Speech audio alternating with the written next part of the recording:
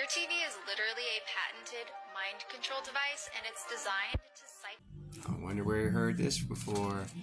But anyway, like what I wrote down, essentially, like I've talked about this before, but anyway, the nervous system is being manipulated by electromagnetic fields from monitors. That is the patent itself. It's intended to psychologically alter the way you perceive reality.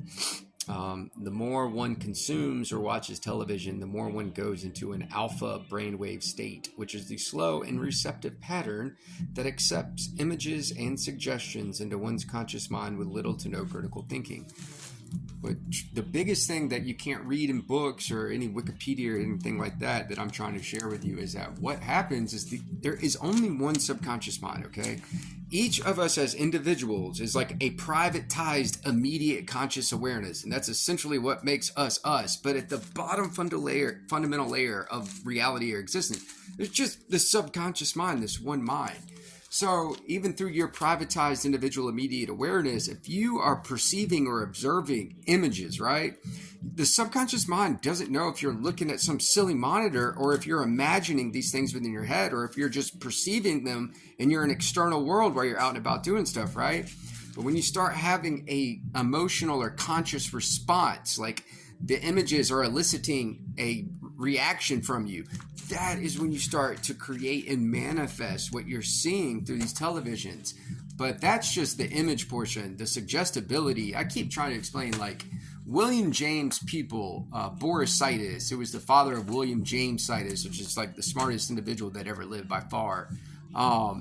He wrote a book. It was literally like this is the science of suggestion, and it had a really, really long title. But if you read the first 10, once again, Boris Sidis, S-I-D-I-S, Boris just B-O-R-I-S. You read the first 10 pages of that book, and this came out well before television, but you can see, like, if somebody took that information, you had the idea for a television, how you could manipulate minds beyond... I keep trying to explain, the mind's so impressionable that, like, I could talk to you for days about how it's so, and you're just going to think somehow it applies to everyone but you, or just it's just not going to register what I'm talking about. But any one of you observing this right now, if you sit in front of that box, that silly mind-altering box for hours on end, listen, man, it's conditioning the way you think and how you perceive the world.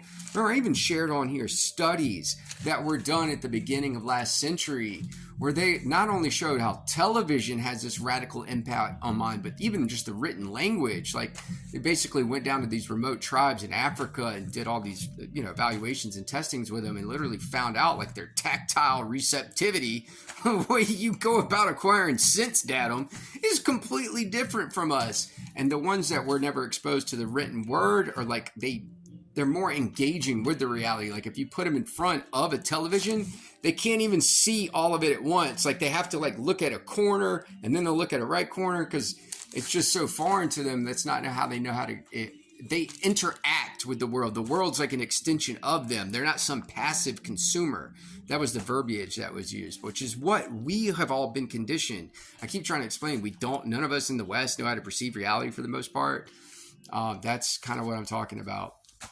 But anyway, I'm glad I encountered that this morning because, I can talk all day. And she goes on to mention the patent. I don't have the patent's name. It's just a sequence of numbers and letters. But I'll see if I can't find that and put it in the comments. But, you can Google the patent and, you can just read the stuff for yourself. And they always put it in dense language. But when you know the language or you become accustomed to their parlance, you're just like, dude, they tell everybody how they just brainwash us and do all this nasty stuff. And it's all just right there. But, nobody seems to want to look. Or if they do look, it just doesn't seem to necessarily equate to what's really going on. Or they're not receiving all of it. They're not comprehending all of it. They're not grasping all of it. But anyway, no big deal. And finally, I did make a GoFundMe. And it's just entitled Save Pumpkin.